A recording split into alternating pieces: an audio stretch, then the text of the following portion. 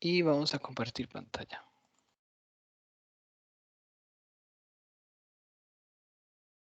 ¿Me avisan si son tan amables, si están viendo la presentación? Sí, sí se ve, profe. Sí. Perfecto. Perfecto, les agradezco. Bueno, vean, entonces vamos a comenzar con el capítulo 21-22, ¿verdad? Entonces, ya saben, cualquier inquietud que tengan, cualquier duda, me pueden detener ahí mismo y con muchísimo gusto lo vemos. Bueno, importante, las imágenes que yo utilizo en esta presentación, como lo dice ahí, son meramente ilustrativas, ¿verdad? Nada más para dejar tal vez un concepto más claro, pero siempre básense en las del libro que ustedes tienen de texto, ¿verdad? Ya que pueden diferir en forma. Normalmente trato de que no difieran en el fondo, ¿verdad? Pero sí en la forma. Ok, entonces vamos a comenzar con el capítulo 21, diversidad de protistas. Ok, ustedes, vamos a ver. Ok, bueno, mejor empezamos. Los protistas, ¿verdad? Lo que trata este capítulo, pertenecen al dominio eucaria. ¿Ustedes me podrían decir alguna característica de los eucariotas? Muchachos y muchachas, si son tan amables. Presentan núcleo y envoltura nuclear. Ok, muy bien. ¿Tienen ¿Alguna organela? otra? Exacto, ¿verdad? Esa es otra muy importante. Exactamente. Para que sepan, eu significa verdadero y carios significa, en realidad significa nuez, pero hace referencia al núcleo, ¿verdad? Carios, entonces, en pocas palabras, significa núcleo, es decir, tiene un núcleo verdadero. ¿Ok? Mientras que los procariontes, ¿verdad? Pro significa primitivo, primero, ¿verdad? Y carios es núcleo, entonces tienen un núcleo, ¿verdad? Bueno, un núcleo entre comillas primitivo, ¿verdad? Pero acuérdense que no tienen membrana nuclear, como me lo acaban de decir. Entonces, enfocándonos en los eucaria, vamos a cerrar este lapicito un segundo. Enfocándonos en los eucariotas, ¿verdad? Y vamos a encontrar los animales, los hongos, las plantas, y vamos a encontrar este grupo. Si ustedes ven, vean que tiene varios accesos ahí. Eso es porque los protistas, lo que quiere decir eso es que pertenecen a muchos reinos, ¿verdad? Pero en conjunto, es como quien dice un saco donde entran todos los demás reinos que no son animal, fungi, plantae, ¿verdad? Entonces, todo lo que no son esos tres los denominan protistas. Pero tengan en mente que son muchos reinos más. ¿Ok? Es algo más acomodaticio, ¿verdad? Como de que quede más fácil a la hora de explicar y de aprender. Ok, entonces vamos a ver que los protistas, una de las características que tienen es que la gran mayoría son unicelulares. En este caso, aquí a la par les puse un kelp. Un kelp es un alga, ¿verdad? Parda que puede alcanzar, no sé, decenas de metros. Y lo puede encontrar cerca de los mares de California o, por ejemplo, creo que al frente de España y Portugal, ¿verdad? Hay como este tipo de crecimientos algales que son muy largos. Entonces, la mayoría son unicelulares, pero hay otros que son multicelulares también. Ya saben, si tienen alguna pregunta, alguna inquietud, algo que quieran aportar, pues adelante, ¿verdad? Por favor. Con respecto a la reproducción, los protistas se pueden, valga la redundancia, reproducir asexualmente o también se pueden reproducir sexualmente. Aquí en esta imagen tenemos una euglena. ¿Ok? Esta euglena, si ustedes ven, parece como una Y. Y eso es porque ella está en proceso de división, ¿verdad? Entonces se va a dividir en dos euglenas iguales a la euglena materna, ¿verdad? Entonces, los descendientes serían idénticos al progenitor. Mientras que en la reproducción sexual, ¿verdad? La reproducción sexual es cuando hay un intercambio de ADN, que ya lo han visto en tutorías pasadas. ¿Verdad? Ok, perdón un segundo. Se da un intercambio de ADN y aquí va a ocurrir algo muy interesante que es la alternancia de generaciones. ¿Ok? Vean, la alternancia de generaciones, aquí tenemos en esta imagen de acá, tenemos un alga verde, que es una lechuga, ¿verdad? Del género Ulpa. Entonces, imagínense que aquí voy a posicionarme en la generación diploide, ¿verdad? Como más violeta o sí, morato. Entonces, tenemos un alga 2N, ¿verdad? Quiere decir que tiene el juego completo de cromosomas, tanto paterno, pero ella, ¿verdad? 2N. Nosotros, por ejemplo, somos 2N y nuestros gametos son haploides. Nada más para que se recuerden lo que es 2N.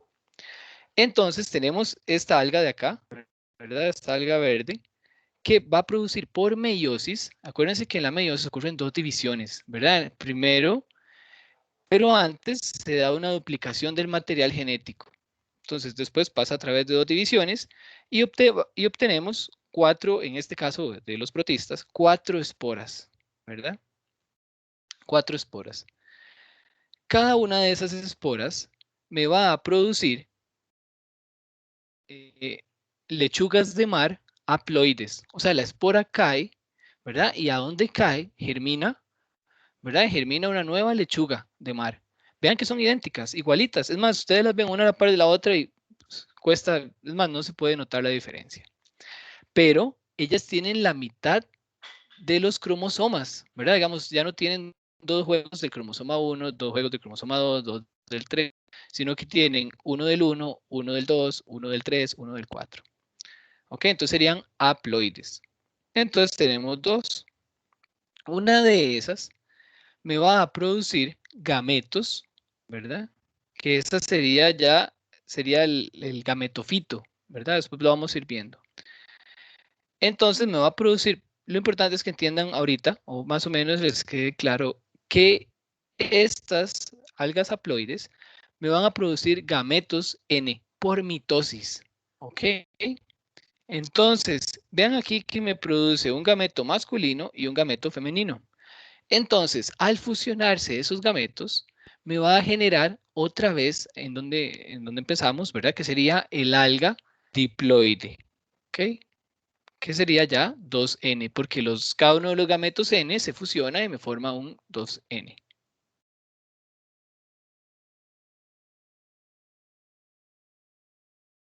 Ok. Bueno, aquí, muy importante, los descendientes van a ser diferentes a los progenitores. Ok, no van a ser idénticos como en la reproducción asexual. Bueno, esto igual es como un repaso de lo que ya vimos o ustedes vieron anteriormente en otras tutorías. La reproducción sexual, en este caso de los protistas, ocurre cuando las condiciones son estresantes. Por ejemplo, puede ocurrir en ciertos momentos del año, ¿verdad? En ciertos momentos del año en donde quizás la luz empieza a disminuir en cierta época del año, en cierta latitud, entonces ellos empiezan a generar gametos, ¿ok? Para reproducirse sexualmente. También cuando hay una alta densidad, cuando hay una alta densidad de lechugas de mar, por ejemplo, entonces empiezan a reproducirse también sexualmente. E incluso cuando hacen falta recursos, que está muy ligado a la alta densidad también, ¿verdad? Podría estarlo. ¿Por qué más demanda? ¿Alguna duda con respecto a esto, muchachos y muchachas?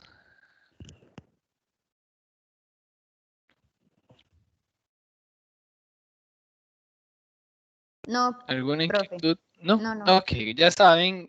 Ok, muy amable. Cualquier cosa igual me detienen. Vamos ahora con la nutrición de los protistas. Entonces, los protistas se pueden agrupar, valga la redundancia, otra vez, en dos grupos, ¿ok? Uno que, pero no, o sea, filogenéticamente pueden no estar, o sea, entre ellos pueden no estar relacionados, ¿verdad? Nada más como para separarlos de grosso modo. Entonces, tenemos los que son fotosintéticos, que por eso los puse en verde, que se les va a denominar algas. Y tenemos los que no son fotosintéticos, o sea, los heterótrofos, que se les va a denominar protozoarios. Proto significa primitivo igual y zoo significa animal. Entonces son como quien dice animalitos primitivos. Ok, nada más como para que se recuerden el término si eso les ayuda. Entonces, con respecto a la nutrición, vamos a tener tres formas principales de nutrición. La primera es los que son depredadores. Entonces, los que son depredadores, como por ejemplo esta ameba de acá, ¿ok? La ameba es la que tiene forma como de manita, ¿verdad? Lo que está adentro moviéndose es un paramecio como el que están viendo debajo, agrandado, ¿verdad? Tratando de escapar. Entonces, lo que hace esa ameba es que empieza a rodear al paramecio, que se me acaba de olvidar el nombre. Entonces empieza a rodear al paramecio y cuando lo rodea, pues cierra. Y lo que forma aquí adentro es una vacuola alimentaria. ¿Verdad? ¿Lo ven aquí? Entonces, luego, pues empieza a digerir esa vacuola, pues hasta que se alimenta del paramecio que se acaba de fagocitar. ¿Verdad? De fagocitar. Fago quiere decir alimentarse, ¿verdad? Y cito quiere decir célula. Entonces es una manera, una alimentación de la célula, ¿verdad? Es una manera de comer de la célula. Fagocitosis. Fago, alimentarse o comer, y cito, célula. Ok, entonces, para que la ameba pueda hacer eso, tiene que ser flexible, ¿verdad? Entonces, la membrana de los depredadores protistas son flexibles. Ok, y después tenemos, bueno, ese tipo de proyecciones que realiza la ameba, ¿verdad? Que parecen deditos como estos de acá, o ¿verdad? Que son los que forman esa vacuola alimentaria, se denominan pseudópodos. Pseudo significa falso y podo significa pata. Entonces son como falsas patitas, ¿verdad? Para que pues vayan relacionando el tema, el término. Ahora bien, también tenemos otros como el paramecio, ¿verdad? Que está aquí abajo. Si ustedes ven y se fijan más o menos aquí, voy a rayar aquí. Lo que ustedes están viendo es justamente esto. Están viendo una hendidura bucal, esta de aquí, ¿verdad? Y están viendo la vacuola alimentaria en formación. Ok, lo que ustedes están viendo ahí es que llega el paramecio, se posiciona sobre esa masa, ¿verdad? Y pues con la hendidura bucal, ¿verdad? Lo que hace es fagocitar un pedazo de esta masa, ¿verdad? Y la incorpora a través de una vacuola alimentaria, ¿verdad? Ya eso lo repetí anteriormente para la ameba. Pero ahí se ve muy bien.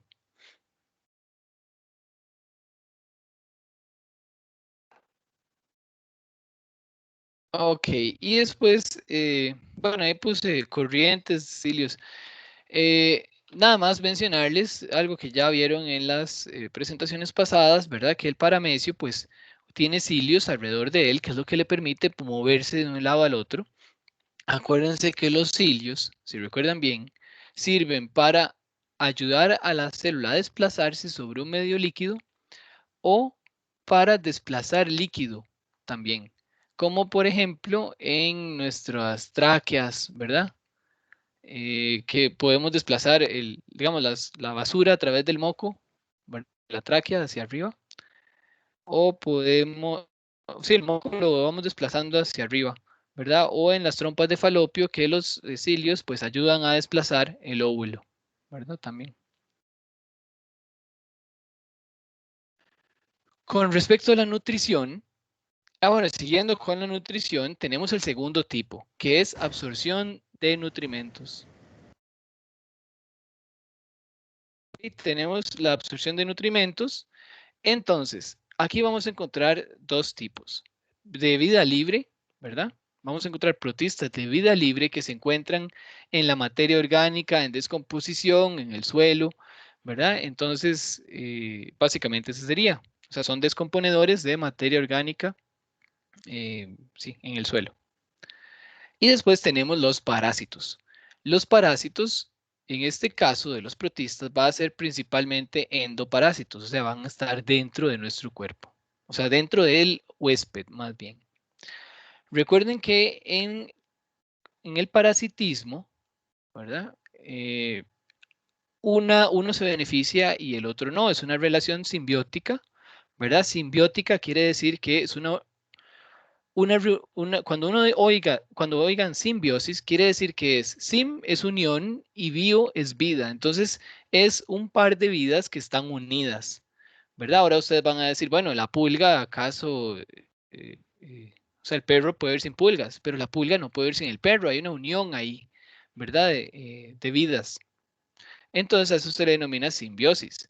Dentro de la simbiosis van a ver más adelante que hay diferentes tipos, que hay parasitismo, hay mutualismo, ¿verdad? Entonces, en este caso, en el parasitismo, como les digo, uno se ve beneficiado, que es el parásito, y uno se va a ver perjudicado. Entonces, aquí tenemos a, ¿cómo se llama este? Triatoma cruzi. Sí, Triatoma cruzi. Es el que produce, es el vector del mal de Chagas, de la enfermedad llamada mal de Chagas o triatosomiasis. Entonces, ustedes van a encontrar este insecto muy grande, muy lindo, la verdad es precioso, pero mejor andarle de lejitos, ¿verdad? Entonces, ese chinche, si ustedes están durmiendo, él sale de noche y llega y los pica. Usualmente es más relacionado, se puede encontrar más como en áreas rurales, ¿verdad? Como en lugares donde hay paja, digamos, techos de paja les encanta, o la madera también les encanta, La como donde hay humedad. tablas, la humedad, ajá.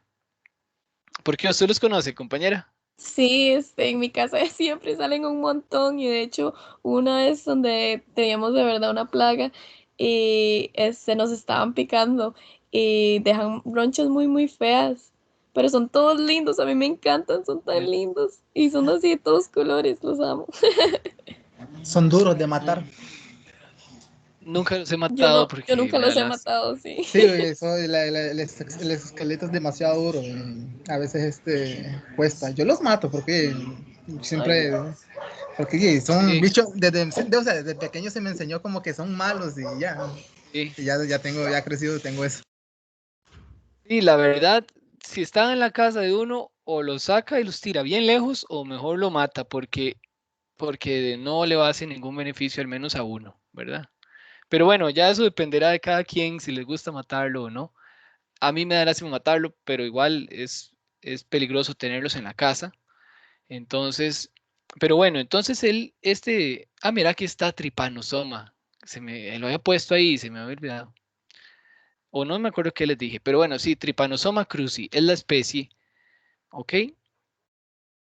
Entonces, es el que produce Triatoma dimidiata, se llama este chinche.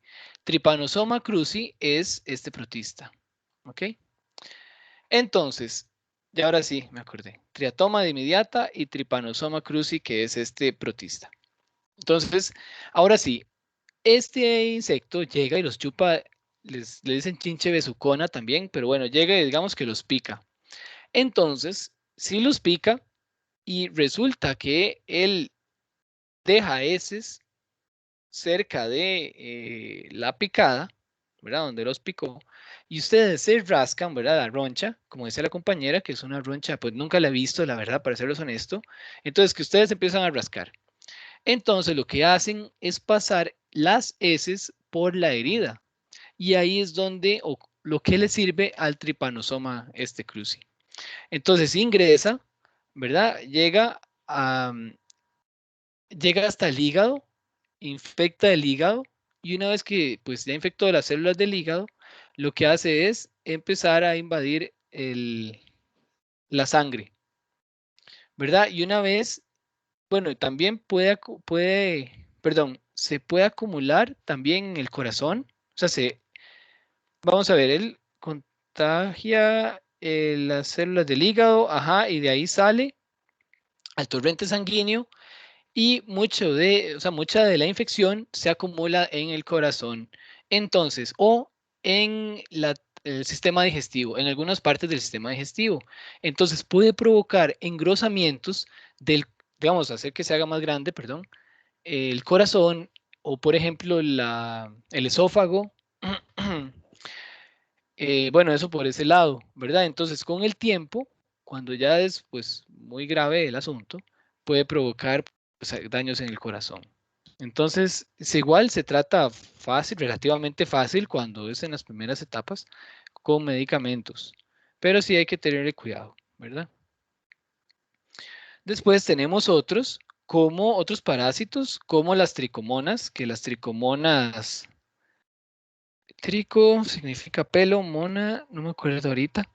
Pero las tricomonas, hay una especie vaginalis, se transmite entre hombres y mujeres, ¿verdad? Cuando tienen relaciones sexuales y produce en especial, bueno, en el hombre produce cistitis, eh, como ganas de orinar, bueno, cistitis es parte de eso, como una inflamación en la vejiga, eso es realmente. Entonces hay como ganas de orinar frecuentemente, ardor al orinar. En las mujeres pasa lo mismo, pero también ellas se ven beneficiadas, las tricomonas, después de que la mujer ha tenido la menstruación, ¿verdad? Porque ahí el pH pasa de ser básico a ser ligeramente ácido y ahí les beneficia a las tricomonas. Entonces, justo después de la menstruación puede dar picazón, ardor y todo eso. Y después tenemos otro que es el Plasmodium, ¿verdad? El que provoca el paludismo o la malaria. Malaria le decían los romanos porque asociaban la enfermedad con los pantanos, ¿verdad? Donde el aire no era fresco y entonces por eso le decían mal aria, o sea, como mal aire, más o menos.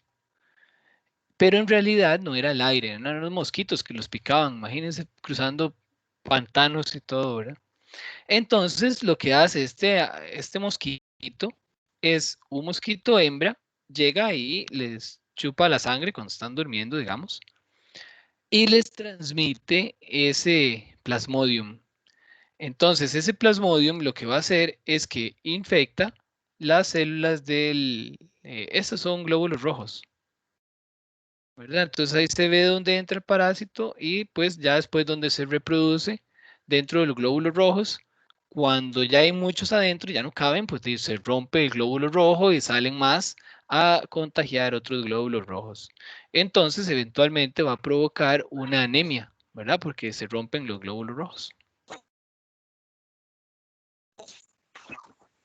No se les olvide cerrar el micrófono, porfa, si son tan amables.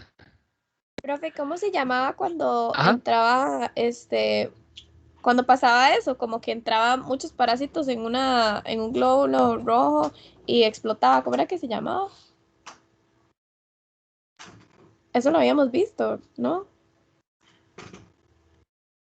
O sea, no sé si específicamente con los glóbulos rojos, pero yo sé que algo habíamos visto de que cuando entraba, creo que Hipotónicas, hipotónicas. No es hipotónicas, que ¿Será la ajá, crenación? eso es explotan. hipotónicas. Ajá, Ajá, crenación. sí es hipotónicas. Sí, cuando entra tanta agua dentro del glóbulo rojo que se Sí, eso rompe, iba a decir ¿verdad? yo, que era Porque, agua, digamos, no. ajá, digamos que usted lo pone en agua, digamos, usted tiene el glóbulo rojo aquí, ¿verdad? Ese es su glóbulo rojo. Imagínense que dentro del glóbulo rojo hay, ¿cómo era? 99.1 de cloruro de sodio, 99% de cloruro de sodio, Y usted tiene No, ¿cómo era? Ya me enredé yo. Vamos a ver, 99% de agua y 1% de cloruro de sodio, digamos. Es un poquito menos, ¿verdad? Es como 0.5. Entonces, imagínense que usted tiene 99% de agua y tiene un 1% de cloruro de sodio adentro del glóbulo rojo, pero afuera tiene 100% de agua, ¿verdad? Entonces la ósmosis dice que es el paso de agua a través de una membrana selectivamente permeable y va de mayor a menor concentración. Entonces adentro va a ser afuera del glóbulo rojo va a ser mayor concentración de agua que dentro del eritrocito, ¿verdad? Entonces lo que va a hacer es que el agua va a entrar y entrar y entrar hasta que lo hincha y pues estalla el glóbulo rojo. Ah, ok, entonces, digamos, eso sí se puede tomar como ejemplo para cuando entra el parásito a los glóbulos rojos, ¿o no? Nada más es con el No agua. porque uno es por ósmosis, nada más, ¿verdad? Es un tipo de difusión. Mientras que en este, el parásito está entrando, pues porque se reproduce dentro del glóbulo rojo. Ah, ok, ok, sí, ya veo la diferencia. Lo que hace es infectarlo, parasitarlo. Gracias, profe. Con muchísimo gusto. Entonces, vean, sigamos con la toxoplasmosis. La Profe, toxoplasmosis es... Ajá. es que tenía una duda. La pasada, que usted habló de tricos, Monas. tricomonas. Ajá. ¿Cómo, dígame, en el hospital, cómo detectan de que usted tiene algo así y no es una infección? Como usted dice, que muchas veces las mujeres que sufrimos de infecciones y esas cosas. No, el hombre ¿Qué le han? también. Ah, bueno, Pero sí, por eso. la manera de darse cuenta es porque, bueno, usualmente, ¿verdad? La mujer, el hombre también, ¿verdad? Pero como que no sé, no quiero sonar mal, pero he visto que las mujeres van más a menudo al ginecólogo a hacerse chequeos que los mismos hombres al urólogo. Tal vez es por cabezonada nuestra que a ninguno nos gusta, ¿verdad? Pero simplemente un ginecólogo le hace un raspado y ya con ese raspado sabe todo lo que se tiene o lo que no tiene, ¿verdad? O sea, dígame, cuando uno va a un hospital, a uno lo revisan para todos estos ejemplos que usted nos está dando, digámosle, dependiendo de los síntomas. Ah, no, no, no. Yo me refería solo al tricomonas. O sea, cuando usted va al ginecólogo, él le hace un raspado y con ese raspado puede darse cuenta de, pues, la gran mayoría, o sea, las cosas más comunes, ¿verdad? Que son esas. Eso es súper común. Ujú. O, por ejemplo, hay otro que es un hongo, cándida, otras cosillas ahí que lo pueden a uno afectar si tienen las defensas bajas, ¿verdad? Entonces, eso sería, pero ya es un ginecólogo que le hace un chequeo una vez o dos veces al año.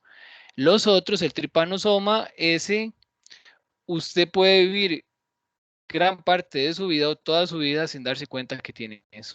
Y que tiene hasta el corazón expandido un poco hasta que, bueno, estoy hablando de casos graves ahí, pero hasta que ya va de un doctor y tal vez le examinan el corazón y pueden darse cuenta de eso. O quizás sea hasta un mismo examen de sangre, ¿verdad? Pero ya un poco más específico. Y como así hay muchos, supongo, o no. Dígame. Enfermedades, Ah, sí, así de estos que uno pueda tener y no se da cuenta. correcto, sí. Por ejemplo, el toxoplasma, este que les iba a mencionar también. También se puede. Este, uno puede pasar la vida sin darse cuenta que tiene toxoplasmosis, ¿verdad? Pero para eso también tenemos un sistema inmunológico que siempre está atacando pues ese tipo de parásitos. Y tal vez podemos estar expuestos a la toxoplasma, a sí, toxoplasma, y tal vez yo tengo las defensas bien y tal vez me da un resfriado y listo, ya ahí quedó, ¿verdad? La eliminé. Pero una persona con defensas bajas podría no hacerle frente tan bien. Y es donde viene el antibiótico. O No hay medicinas ya para eso, porque el antibiótico lo que sirve es para matar bacterias únicamente. solo las bacterias. Ujú. Y esos son protistas. Y los Ah, virus, profe, también, que hay Los antivirales. virus ya, ajá, hay antivirales, ¿verdad? No se matan con antibióticos tampoco.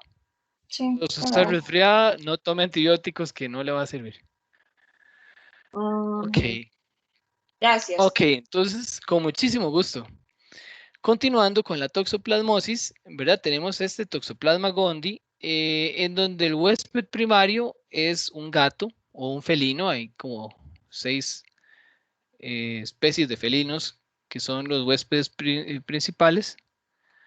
Entonces, básicamente es lo siguiente, el gato hace o deja las heces por ahí, ¿verdad? En un tarrito o en el piso o en la arena y genera un quiste, que sería esto de aquí. Eso no es tan importante, pero digamos, ese parásito va ahí enquistado, ¿ok? Pasan como 3 semanas de la caca del gato las heces del gato ya se deshicieron y todo, por ahí están secas, pero entonces ahí es donde se hace ese quiste, se hace infeccioso. Y ese puede durar hasta un año por ahí, pero imagínense, pueden ir millones de quistes, perdón, en una heces de un gato, ¿ok? Entonces eso se hace polvo y anda por todo lado. Ahora, y puede durar un año. Si un ratón anda por ahí, ¿verdad? Porque andan por el suelo, por todos los lugares donde andan los gatos también, entonces se contamina con las heces del gato. También, si hay gatos que viven cerca de, no sé, de lugares de cría de comida o así, de alimentos, perdón, de granja, entonces también puede contaminar al cerdo, a ovejas, ahí dice que pollos también, pero son huéspedes intermedios. Al final de cuentas, cuando el gato se come el ratón, ¿verdad? Que ya está infectado, entonces se cierra el ciclo, ¿verdad? El gato deja las heces infectadas, el ratón pasa, se infecta, el gato se come el ratón y se cerró el ciclo. Así es. Pero si nosotros tenemos contacto o algún animal, eh, ¿verdad? Que no es un ratón, o sea, el gato no llega a comerse una vaca, ¿verdad? Sino que nosotros nos comemos la vaca. Entonces al final terminamos siendo los depredadores o el huésped definitivo. Y la vaca sería en ese caso el huésped intermedio. Entonces, si no cocinamos bien la carne o bueno, el cordero que dice y el pollo, por ejemplo, entonces podríamos adquirir esa toxoplasmosis. También si manipulamos la cajita la cajita de arena del gato o las heces del gato. Ahora, normalmente eso es en los adultos lo que genera es una fiebre ahí, alguna molestia, no es algo muy grave, ¿verdad? En muchos adultos, porque tenemos un sistema inmunitario que hace frente a ese huésped, a ese parásito. Pero sí es importante porque es importante cuidarse, sobre todo a las mujeres embarazadas, porque sí puede generar efectos graves en los fetos, ¿verdad? Puede, mortales incluso. Puede generar ceguera, epilepsia en los bebés, trastornos del desarrollo. Entonces, imagínense, y los ovoquistes estos pueden estar un año por ahí. Entonces, de nada cuesta prevenir y uno se puede enfermar y puede no saber ni que está enfermo de toxoplasmosis, ¿verdad? Pero en una embarazada sí es peligroso. Y es este que están viendo aquí.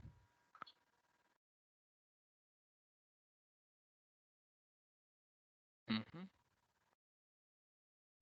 Después, siguiendo con la nutrición, tenemos, disculpen, es que no tengo un reloj. ¿Ustedes serían tan amables, algunos de ustedes, de indicarme cuando queda una hora? Nada más como para yo llevar el tiempo, disculpen. Si son tan amables. Ok, entonces, Sí, está bien. sí. Genial, muchas gracias. Ok, siguiendo con los tipos de nutrición de los protistas, tenemos los fotosintéticos, ¿verdad? Entre los fotosintéticos tenemos, bueno, que muchos de ellos viven en océanos y estanques, ¿verdad? Que tienen cloroplastos, aquí incluso se ven algunos adentro en esta foto. Es el que le da ese color verde a las algas, a las plantas también. Ok, y después vamos a ver endosimbiosis primaria, secundaria. Ahorita lo vemos. Bueno, importante de la fotosíntesis o de ese tipo de nutrición autótrofa es que producen oxígeno con el cual recargan nuevamente la atmósfera, remueven el CO2 ¿verdad? Producto de la respiración celular de otros animales, por ejemplo. Y también son productores primarios. Entonces tienen un papel ecológico muy importante porque son los productores de la cadena trófica. O sea, están en la base de la cadena trófica, ¿verdad? Entonces después vienen los consumidores primarios, secundarios, terciarios, etcétera. Entonces, pero dependen de este tipo de organismos autótrofos. Ok, entonces vamos a ver lo que es la endosimbiosis primaria y la secundaria. Ustedes recuerdan en tutorías pasadas, lo tuvieron que haber visto, la endosimbiosis primaria era cuando una célula ancestral, como esta que están viendo aquí, fagocita, ¿verdad? Una célula ancestral, fagocita, o sea, se come, o sea, fago, ya lo habían visto, fagocita, una cianobacteria. Ahora, una cianobacteria. Fagocita esa cianobacteria, ¿verdad? Y eventualmente con el tiempo, porque se ve favorecida esa célula ancestral que se fagocitó, esa cianobacteria se ve favorecida porque esa cianobacteria produce muchísimo, libera oxígeno a través de la fotosíntesis, pues claro, libera oxígeno, después genera azúcares, ¿verdad? Glucosa, que a esa célula ancestral le sirve. Y de paso, está gastando ese CO2 que esa célula ancestral está produciendo producto de la respiración celular que genera. ¿Ok? Entonces, ¿por qué retomamos esto? Bueno, muy fácil. Porque en los protistas se ha dado en algunos casos una endosimbiosis secundaria, que es la que está abajo de esa que les acabo de explicar. Endosimbiosis. Vean que se llama adentro, adentro. Y simbiosis, lo que les acabo de decir anteriormente, unión de vidas. Entonces, quiere decir que es una unión de vidas interna. Vamos a ver lo que es una endosimbiosis secundaria que ha pasado en los protistas. Entonces ya tenemos que ya tenemos esta célula, ¿verdad? Es una célula eucariota que se fagocitó una cianobacteria y luego esa cianobacteria se convirtió en un cloroplasto. ¿Ok? Eso está claro. Me imagino, espero.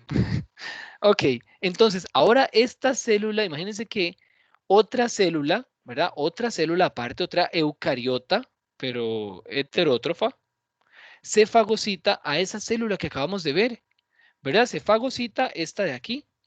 Esta célula que es heterótrofa, se fagocita una célula procariota fotosintética, ya tiene cloroplasto y todo. Entonces, ven, se fagocita la célula entera con todo el cloroplasto.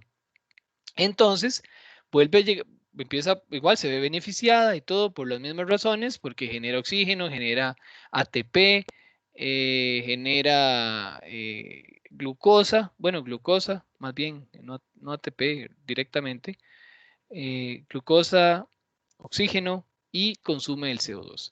Entonces, lo que va a pasar ahí con el tiempo es que esta célula se va a ir degradando hasta quedar solo el cloroplasto, ¿verdad? Entonces, al final, el cloroplasto va a tener 4 membranas. ¿Ok? Esto es lo que ha pasado en muchos protistas. Por eso ustedes pueden encontrar protistas fotosintéticos de diferentes reinos que son fotosintéticos, ¿verdad? O sea, que no están relacionados entre sí, diferentes reinos totalmente.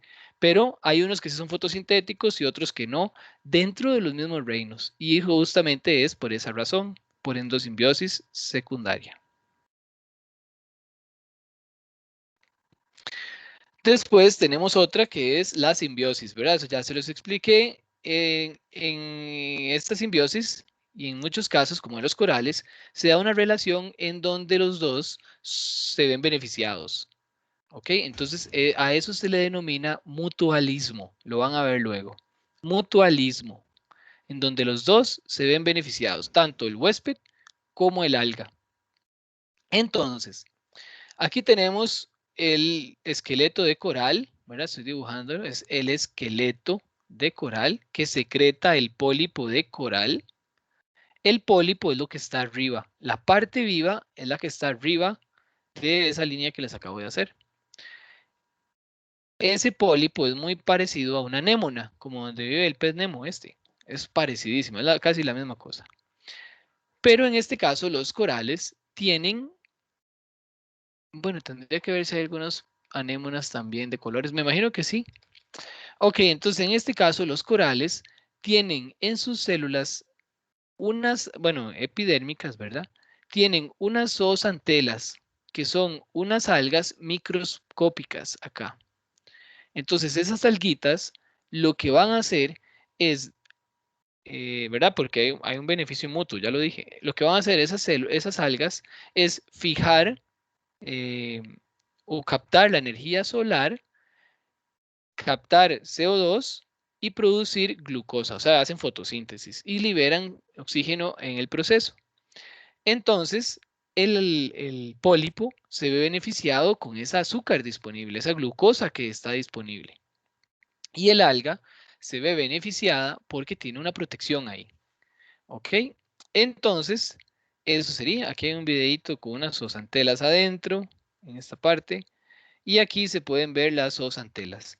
Entonces, cuando el mar se vuelve muy turbio, producto de la deforestación, ¿verdad? De la desembocadura de los ríos, tiran mucho desecho por la gran escorrentía que hay, mucha carga de sedimentos, mucha tala, mucha deforestación. Todo eso se traduce a que los ríos vayan café, ¿verdad? Un río cuando llueve debería ser blanco, pero ustedes los ven que parece un chocolate. Entonces todo eso va a ir eventualmente al río, a las costas. Y si hay corales ahí, ese sedimento fino va a quedar suspendido y va a afectar los corales. Entonces va a hacer que esa luz no esté tan disponible y haga que esas algas empiecen a morirse. Entonces se da lo que se denomina un blanqueamiento de coral. También si hay mucho sedimento, el sol calienta ese sedimento, la temperatura del agua sube, entonces también las altas temperaturas afectan el alga. Entonces se da un blanqueamiento de coral, ¿verdad? Como a veces se oye en el Caribe, es muy grave para los corales porque casi que eso significa la muerte del coral. Después seguimos con las diatomeas. Las diatomeas, di significa dos y tomos significa partes, ¿verdad? Es porque si ustedes ven, la diatomea parecen dos platitos Petri, ¿verdad? Como uno por aquí, como dos tapas. Entonces son unas algas que viven dentro de una teca, o sea, una cubierta de cristal, de vidrio, perdón, de sílice. Una cubierta de sílice, que es lo que está hecho el vidrio. Entonces, vive en agua dulce, vive en agua salada, principalmente en agua salada, son fotosintéticas. Cuando se mueren, esas algas caen, ¿verdad? Esa teca cae al suelo marino y se va depositando. Y con los millones de años van formando grandes depósitos fósiles de donde se van acumulando cientos de metros o decenas de metros y se forman de rocas fósiles, ¿verdad?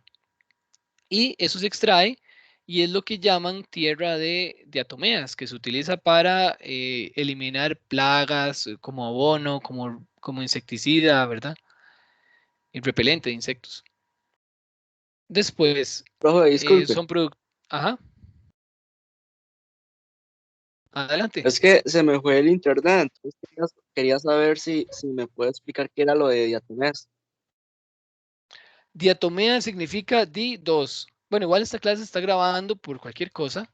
Di significa dos, tomo significa partes, entonces parece como dos platos Petri juntos, ¿verdad? Dos platitos, dos tapas. Las diatomeas son algas fotosintéticas. Bueno, son algas, valga la redundancia, fotosintéticas. Después pueden vivir en agua dulce o salada. Tienen una cubierta de sílice, que el sílice es de lo que está hecho el vidrio, ¿verdad? La cubierta de ellas, esa teca, es de vidrio. Y es de vidrio para permitir que la luz solar pase, porque el alga vive adentro de esa cubierta de sílice, ¿verdad? Esa cubierta de vidrio, Y tiene que ser transparente porque si no, pues el sol no podría entrar y no podría hacer fotosíntesis. Después, si ustedes se fijan bien, pueden ver que son porosas. Claro, tienen que ser porosas para permitir que el agua ingrese. Imagínense, si fueran totalmente selladas, no podría ingresar el agua. Son productores primarios muy importantes, forman parte del fitoplancton. Fitoplancton, bueno, sí, el fitoplancton realiza alrededor de un 50% de la fotosíntesis del mundo. Y estas diatomeas forman, junto con otro montón de algas, parte del fitoplancton, pero es una parte muy importante de ella. Aquí los están viendo un videíto. Y después aquí pueden ver formas variadas que pueden ser muy ornamentadas, muy bonitas. Tenemos los dinoflagelados. Dino significa que da vueltas, ¿verdad? Como el Profe, perro de los picapiedra. Sí. que había una serie de National Geographic que hablaba de las diatomeas. Era interesante. De hecho, era cuando salía Will Smith en esa serie. Por aquellos si la quieren ver. ¿Qué es una serie? Sí, Es un de Netflix. hecho, sí, hablaba bastante, mencionaba las diatomeas que eran importantes en el ecosistema, en el mar, que eran sumamente importantes. Ok. Bueno, ahí Sigamos. pueden echarle un vistazo a ese documental de Netflix. Netflix, ¿verdad? Ahí Profe, está. Ajá. profe, National disculpe. Geographic. National Geographic. Perdón, me iban a hacer una pregunta, compañera. Sí, sí, profe, buenas noches. Es que yo Buenas no noches. gracias. Yo escuché que usted comentó, ¿verdad? Que estas diatomeas sirven como para proteger de los insecticidas, pero no entendí esa parte, profe, gracias. Claro, con gusto. Vea, ellas se van muriendo y al morirse se van depositando en el fondo marino. Hay lugares en donde se han depositado decenas de metros, ¿verdad? Después, con los movimientos tectónicos y todo, esos depósitos salen a la superficie, ¿verdad? Entonces son utilizados por los humanos, o sea, los agarramos, se muelen, los hacen polvo y los usan para, es un polvillo como cal, entonces lo echan alrededor de las matas y eso, en buena teoría, aleja los insectos y ayuda a abonar, ¿verdad? Ah, ok, gracias, profe. Es como un repelente, algo así. Y abono al mismo tiempo, ajá.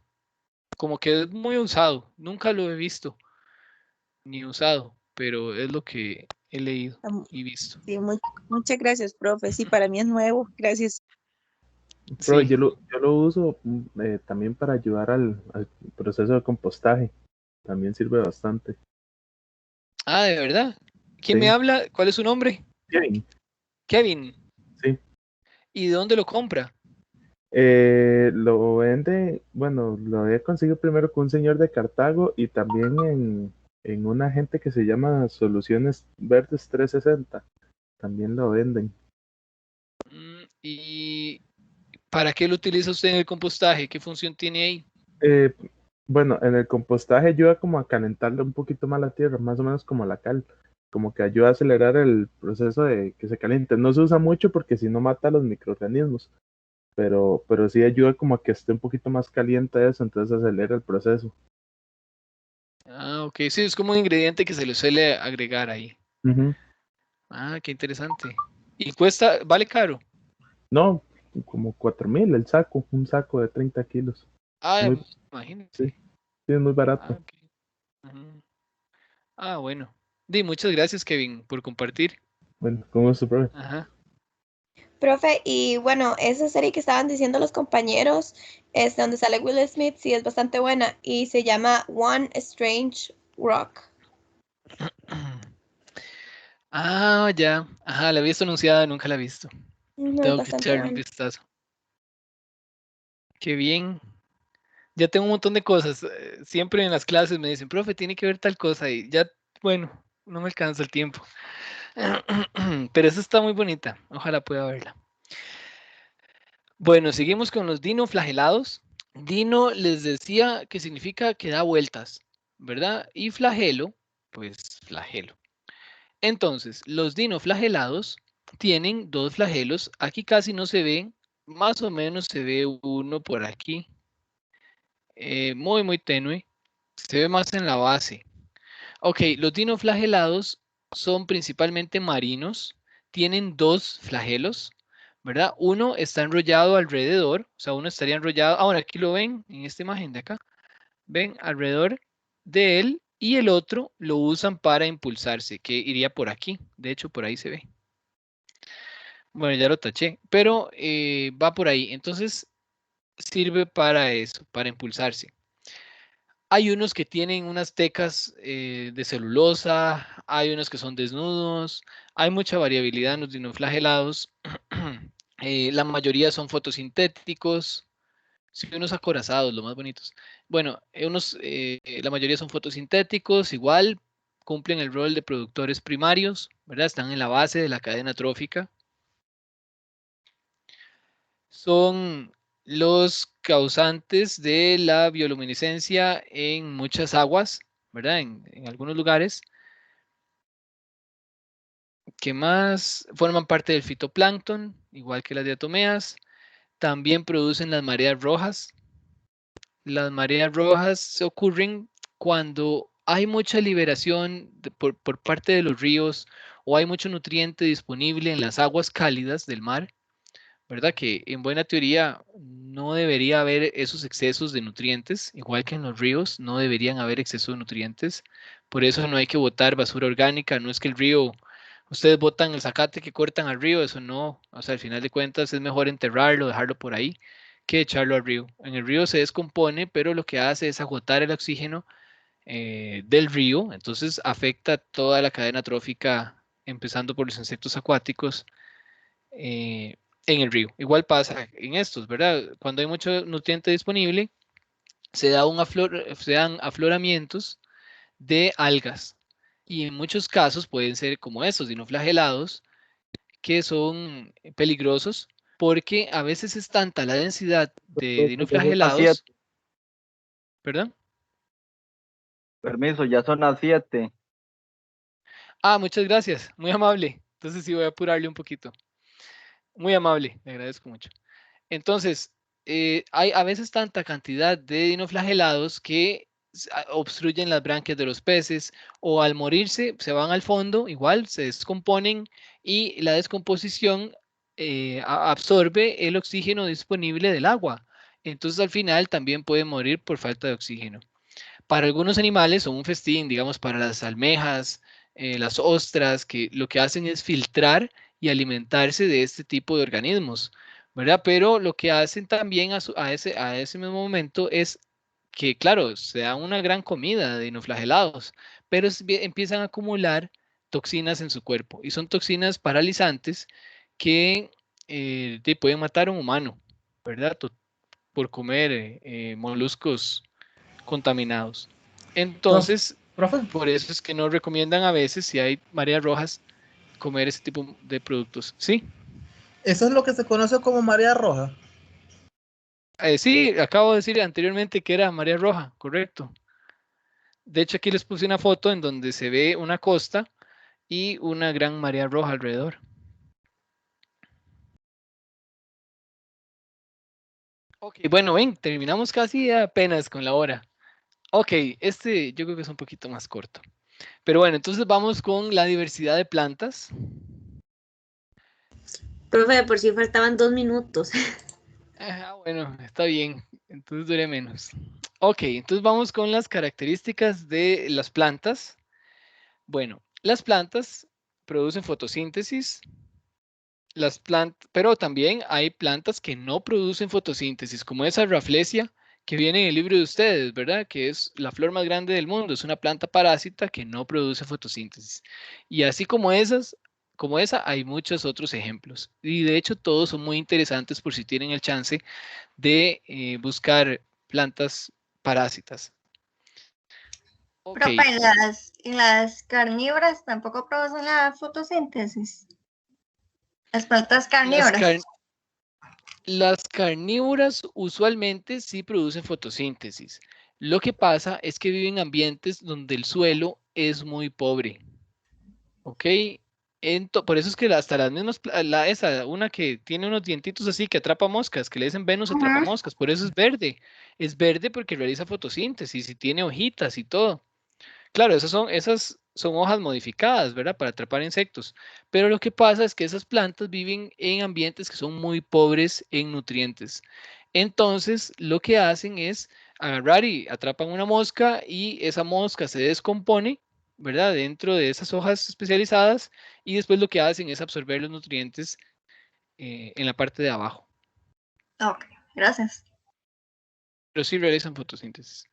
También hay que tener en cuenta que hay plantas que son polinizadas por moscas, pero no necesariamente se las comen, ¿verdad? Hay unas que son muy grandes, bueno, como esa Rafflesia no se come las moscas, nada más las atrae, ¿verdad? Huele feo, la mosca llega pensando que es un cadáver o algo muerto y empieza a andar por la flor, lo que está haciendo es llevándose polen, entonces, y ya, nunca obtiene nada, no le dan ni comida, no le dan nada, nada más le engañaron. ¿Verdad? Eso se llama, tiene un nombre, ese engaño. Bueno, no me acuerdo ahorita. Nombre ahí especializado. Ok, entonces siguiendo con las características de las plantas, tenemos, ya me quedé con la duda. Bueno, después se las diré. Embriones multicelulares y alternancia de generaciones. Entonces vamos a ver cada una de esas. Con respecto a la fotosíntesis, bueno, la fotosíntesis se produce gracias al pigmento clorofila, ¿verdad? Que se encuentra en los cloroplastos. ¿Ustedes saben en qué parte del cloroplasto se encuentra la clorofila? En la membrana tilacoide. Exactamente. Genial. Ok, entonces se encuentra en la membrana tilacoidal. Muy bien. No son exclusivos, ¿verdad? Ahí pues ustedes buscan, bueno, como ya vimos, hay protistas y hay procariontes que son fotosintéticos también. Después, bueno, tienen las plantas un rol ecológico porque son productores primarios, lo que hacen es captar energía del sol, producen glucosa, ¿verdad? Que esa es lo que utilizan los heterótrofos, o sea, se comen esa planta, entonces utilizan esa glucosa para la respiración celular. En la respiración celular se produce ATP eh, para hacer funcionar nuestro metabolismo, la célula en general, y liberamos al ambiente CO2 y vapor de agua o agua que el cual es utilizado otra vez por la planta, ¿verdad? Agua y CO2, más la energía lumínica para producir la fotosíntesis. Entonces ahí se cierra el ciclo. Entonces también son productores primarios, están en la base de la cadena trófica. Y con respecto a los embriones multicelulares, si ustedes agarran un frijolito o un maní, van a darse cuenta que entre las dos cotiledones hay una piecita. Esa pieza es el embrión y es multicelular, o sea, tiene más de una célula. Entonces eso la diferencia de, por ejemplo, algas. Algas muy relacionadas o muy cercanas a las plantas, que de hecho ahora las algas verdes se meten dentro de un grupo que se llama Viridiplantae, pero eso ya no importa, que es dentro de las plantas generales. Pero bueno, entonces es una manera de separar las plantas terrestres de las algas verdes.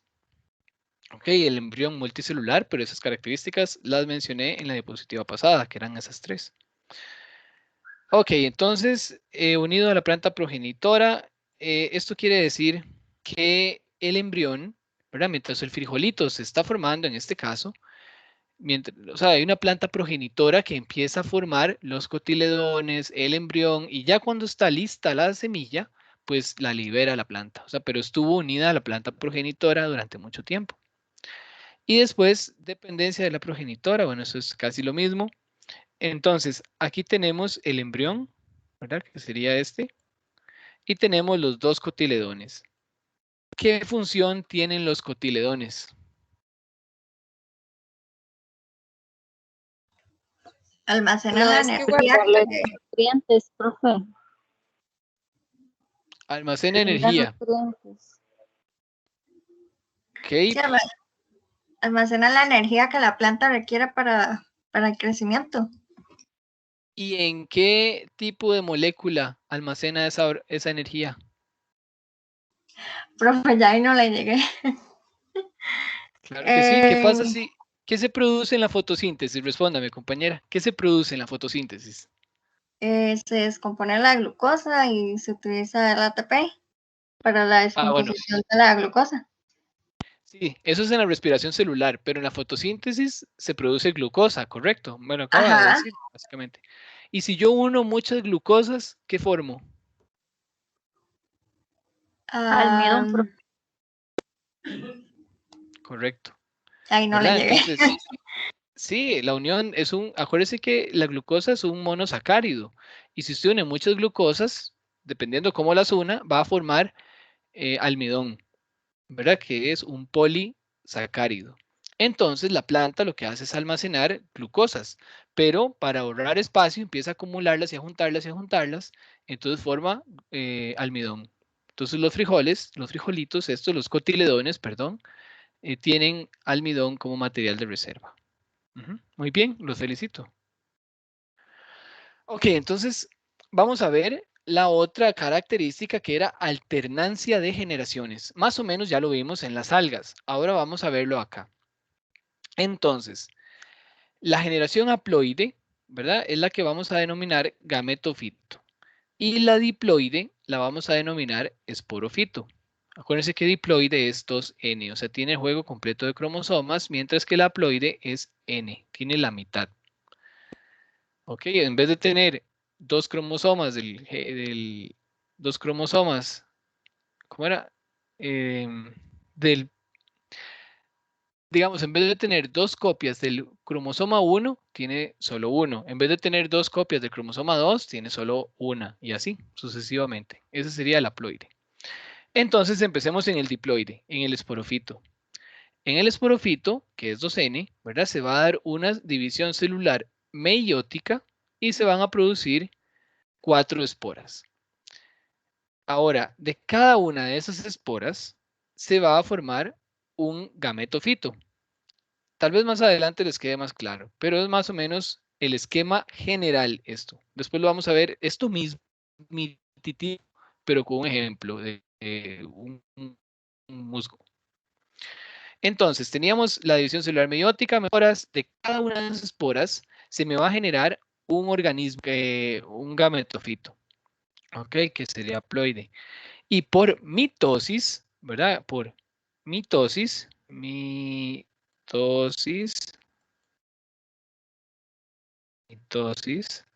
se me va a generar dos gametos. De esos gametos se van a fusionar, ¿verdad? Se van a juntar, se van a fusionar, se va a dar la fecundación y se me va a formar un cigoto 2N otra vez. Entonces de ahí empieza el embrión y el esporofito nuevamente. Entonces, ¿qué era lo que les iba a decir? Bueno, vean, para que los relacionen fácil, una manera es la siguiente, esporofito. Si yo digo esporofito, esporo viene de espora y fito viene de planta. Entonces, es la planta que produce esporas. Esporofito, planta que produce esporas. ¿Ven? Muy fácil. Ahora, gametofito. Claro, es la planta que produce gametos. Muy fácil. ¿Vieron? Ahora vamos a ver ejemplos más adelante. Entonces, vamos a ver el ancestro de las plantas. El ancestro de las plantas fue un protista fotosintético, ¿verdad? Un protista como una de estas algas. Un alga muy parecida que actualmente que existe, es esta cara, ¿verdad? Que pertenece a la división carófita. La cara es la planta vive en agua dulce y es de las más cercanas a las plantas terrestres.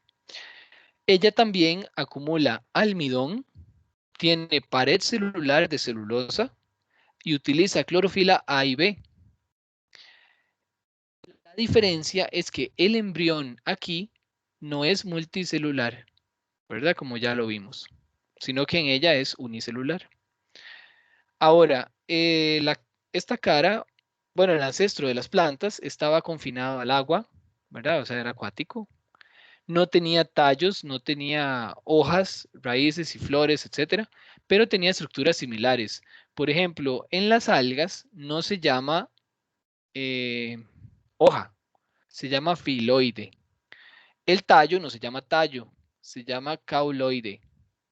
Y las raíces no tienen raíces, ¿verdad? Pero tienen estructuras de fijación que se llama cauloide o disco de fijación. Ok. Perdón, profe, ¿cómo se Bueno, llama? entre las ventajas. Eso no tiene que darle tanta importancia, menos en estas algas, ¿verdad? Ya Ah, más en la parte, sí, se llaman cauloides, rizoides y, ¿qué le dije? Filoides. Ajá. ok. Filoide, cauloide y rizoide. Los que más importan que vamos a ver ahora son los de los briófitos, que eso lo ven ustedes en el laboratorio, que se llaman caulidio, filidio y rizoide también. Ok, entonces no se les puede llamar hojas porque no son hojas, ok, no tienen un sistema vascular interno, ¿verdad? O no se le puede llamar raíces porque en realidad son estructuras de fijación y no funcionan como raíces. No hay unas, después lo vamos a ver, pero no hay un sistema vascular dentro de la raíz, porque es solo fijación, ya está en el agua, ¿verdad? No ocupa sistema vascular. Ok, pero eso lo vamos a ver ahorita. Entonces, las ventajas del ancestro de las plantas era que, bueno, al ser acuática, vivía en una solución rica en nutrientes, ¿verdad? Ya está en el agua, pues los nutrientes les llegan. Está sostenida por flotación, ¿verdad? Hasta ahí y la columna de agua la sostiene, está bien tranquila. Hay poco riesgo de sequía, ¿verdad? Claro, si está dentro del agua, pues muy difícilmente se va a secar. Y facilidad en reproducción. Aquí los espermatozoides son móviles y ocupan agua para desplazarse, ¿verdad? Entonces, si ahí están tan cómodas, ¿para qué invadir la tierra firme? ¿Verdad? Vamos a ver. Entonces, las ventajas de invadir la tierra firme eran acceso a la luz solar sin el estorbo del agua. Imagínense que ese día, no sé, estaba el agua muy turbia, entonces ya eso le afecta a la planta. En cambio, si no está dentro del agua, pues va a tener siempre el sol, ¿verdad? Va a tener también acceso a los nutrientes de las rocas del suelo, ¿verdad? Que en el agua pueden estar diluidos o menos disponibilidad. Y después no hay depredadores. En esa época, ¿verdad? Cuando surgieron las primeras plantas, no habían depredadores inmediatos. Y también por selección natural. Bueno, es un proceso que se dio por selección natural justo por esas razones que acabo de mencionarles anteriormente. O sea, por estas. O sea, fue al azar, no fue que la planta escogió, no, simplemente se fueron viendo más favorecidas las que podían, por ejemplo, estar más cerca de la orilla, por ejemplo, o que podían resistir, no sé, más tiempo sin agua. Y así, ¿verdad? La selección natural actúa a veces de formas que no tiene una meta definida. Entonces, lo que estamos viendo aquí es una Cooksonia. La Cooksonia es la considerada casi que la primer planta terrestre. Era así de extraña. Habitó cerca de 430 a 390 millones antes del presente. Muy pequeñita, vean el tamaño de un alfiler. Los retos que tuvieron que tener esas primeras plantas, bueno, era ver cómo vencían la gravedad, ¿verdad? Porque antes estaban sostenidas por la columna de agua. Hacerle frente a la sequía, ¿verdad? Porque ya no estaban cubiertas por agua. Y la reproducción, debía de, ¿cómo se podría decir? Debía de surgir un otro mecanismo que les permitiera la reproducción que no fuera a través del agua, ¿verdad? Pero vamos a ver entonces. Entre las adaptaciones que tuvieron que tener esas plantas a la vida terrestre estaban, bueno, las raíces. Las raíces sirven de anclaje para la planta y también de absorción, ¿verdad? Absorción de agua y absorción de nutrientes. Ahora, para que haya absorción, quiere decir que las raíces tienen que tener un sistema vascular. Cuando me refiero a un sistema vascular, digo, el sistema vascular, me refiero, ahorita lo vamos a ver, pero me refiero al xilema, al floema, ¿verdad? Que ellos puedan absorber agua del medio o del suelo a través de conductos muy, muy finos. Bueno, entonces de las primeras adaptaciones fueron raíces, después cutícula serosa y estomas. La cutícula serosa lo que es, básicamente es una capa impermeable, ¿verdad? De cera que recubre las hojas y los tallos, haciéndolas impermeables. Es decir, el agua no puede ingresar en ellas, pero también no pierden agua por evaporación, ¿verdad? El agua de sus tejidos y el agua que están absorbiendo no lo pierden eh, o lo pierden de manera controlada, pero a través de los estomas. O sea, esa humedad se pierde de manera controlada a través de los estomas. Pero no pierden agua por todo el lado, sino únicamente por los estomas. Entonces, bueno, está cubriendo hojas y tallos, evita la evaporación. En las raíces, ¿ustedes creen que haya cutícula serosa? ¿Sí o no? ¿Y por qué? Me imagino que no, porque si no, no podría absorber el agua. Exactamente, así es, Exacto. compañero. Muchísimas gracias. Ok, entonces las raíces es la única parte de la planta que no tiene esa cutícula serosa. Ok, ahora los estomas son estos de aquí, son unas aberturas que pueden aparecer debajo de la hoja o hay unas que aparecen por encima de la hoja o por ambos lados. Generalmente están por debajo de la hoja. Entonces, lo que hacen esos estomas es como, imaginen ustedes que ustedes tienen una llanta inflable, se tiran en un río, así una llanta inflada, bien turgente, ¿verdad? O sea, está hecha un aro duro, ¿verdad? Una llanta inflada bien dura, pero si ustedes la empiezan a desinflar, lo que hace es que empieza a colapsar hasta que se cierra. Así pasa con los estomas.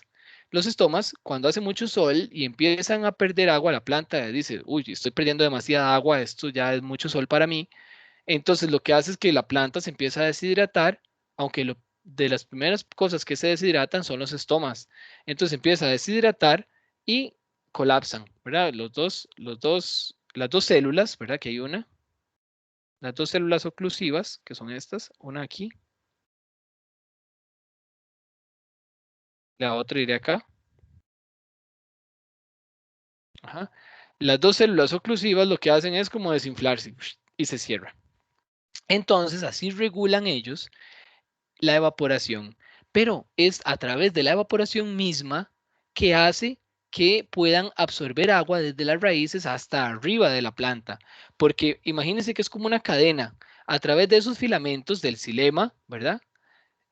Son unas pajillas, imagínense una pajillita bien, bien, bien delgada, tan delgada que el agua está toda conectada entre sí por cohesión. ¿Se acuerdan? Eso ya lo vimos en las primeras tutorías casi.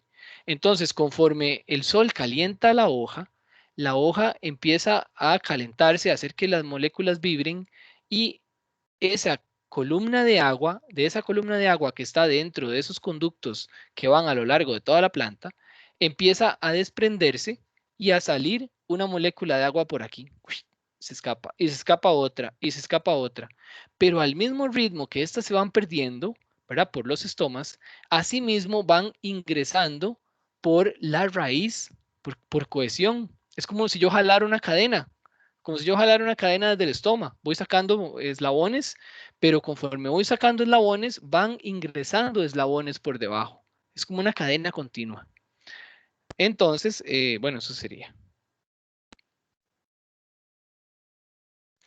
Luego, más adelante en la evolución de las plantas, surgieron otras adaptaciones, que sería el tejido vascular, que es de lo que les estaba hablando anteriormente. ¿Sí? Pero dígame, si la planta pierde esa agua y la vuelve a absorber, eso no le trae ventaja ni desventaja.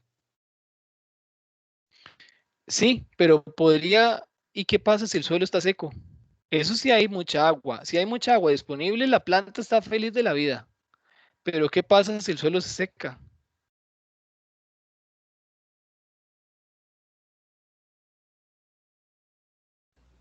Profe, ahí sería ¿Verdad? cuando la planta se deshidrata y las hojas empiezan como a como a cerrarse, digamos, como que se agachan un poco. Pierden la Ajá. turgencia. Ahí lo que pasa es exactamente lo que dice la compañera, pierden la turgencia, o sea, las células, las vacuolas centrales de toda la planta empiezan a perder agua, empiezan a dejar de estar turgentes. Entonces, la planta empieza a decaerse, ¿verdad? A Morir. marchitarse. Ajá, si eso dura mucho, se da un proceso ahí que se llama fotorrespiración, que lo que hace es, puede llegar a matar a la planta. O sea, puede que ya después llegue un punto que usted le eche agua y ya no revive. Ok, entonces, ajá. Y en el caso como en Canadá o en Rusia, que siempre neva, tienes diferente, similar, digamos. Es otro proceso y lo vamos a ver ahora más adelante. Ujú. Profe, en esa agua suben nutrientes que ella aprovechan de alguna manera o sencillamente un flujo de agua. Muy buena pregunta y justo viene aquí. Vean, sí. Entonces se da, luego más adelante en la evolución de las plantas, se da la aparición de los tejidos vasculares. Aparece el xilema y el floema. El xilema es el encargado de llevar agua y nutrientes desde la raíz hasta las hojas. Y el floema se encarga de llevar los productos ya fotosintéticos, azúcar, hormonas vegetales, etcétera, desde las hojas a todo lado en la planta. Ok, los azúcares ya elaborados. Entonces, sí, básicamente aquí hay un corte de un tejido vascular. Se puede ver que en este caso, ¿verdad? Porque varía mucho, es tanta la diversidad de plantas, pero el floema usualmente va por fuera, o sea, sería el de color verde. Y el de color lila es el xilema, que es el que lleva el agua. Ok, ahorita vamos a ver incluso un corte mejor. Después aparece en la evolución la lignina. La lignina es un polímero de tejidos conductores. Un polímero que se encuentra en tejidos conductores y se encuentra recubriéndolos. Es el que le da una rigidez y un sostén a esos tejidos. O sea, a esos tejidos conductores de xilema y floema están reforzados con lignina. La lignina es un tejido rígido y ayuda para que las plantas estén erectas, ¿verdad? Tengan un buen sostén.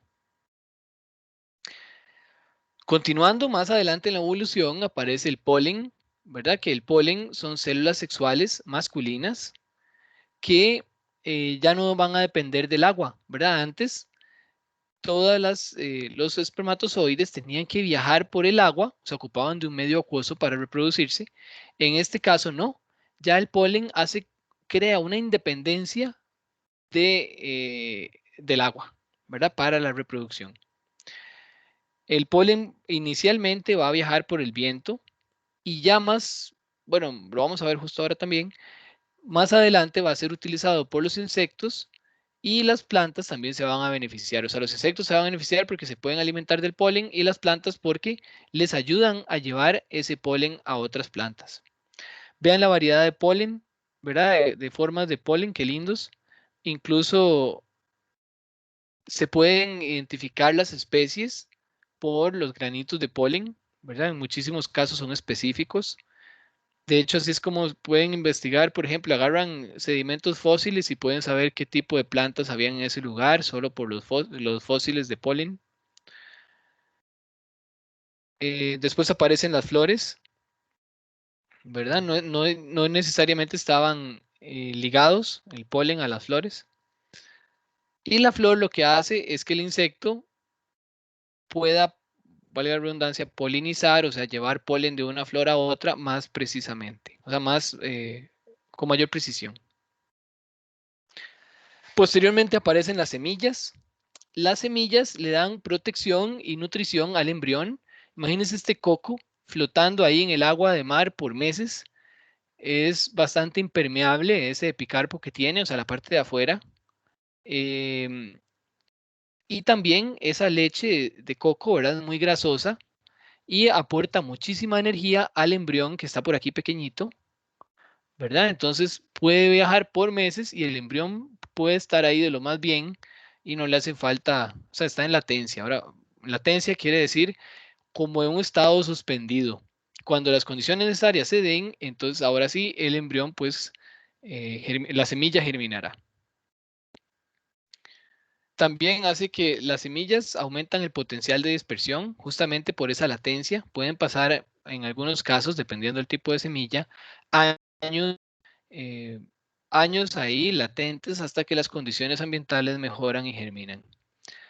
Después aparecen los frutos, ¿verdad? Vean que aparecen primero las semillas y después aparecen los frutos, no aparecieron juntos. Los frutos sirven para ayudar a dispersar esas semillas. Por ejemplo, ustedes llegan y agarran un mango, se comen el mango, van caminando, lo agarran a un árbol y lo botan a los 500 metros. Entonces ya hicieron lo que la planta quería que hicieran, botar la semilla por allá. Entonces lo que uno tiene que hacer es engañar al árbol y comérselo debajo del mango. No, estoy inventando. Bueno, entonces eso es justamente lo que quiere la planta, ¿verdad? Que ustedes agarren la fruta, se la coman y la tiren por allá.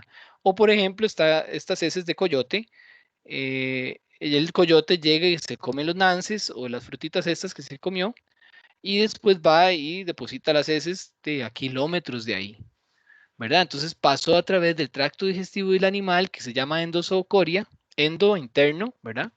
Zoo, animal, y coria significa tarea.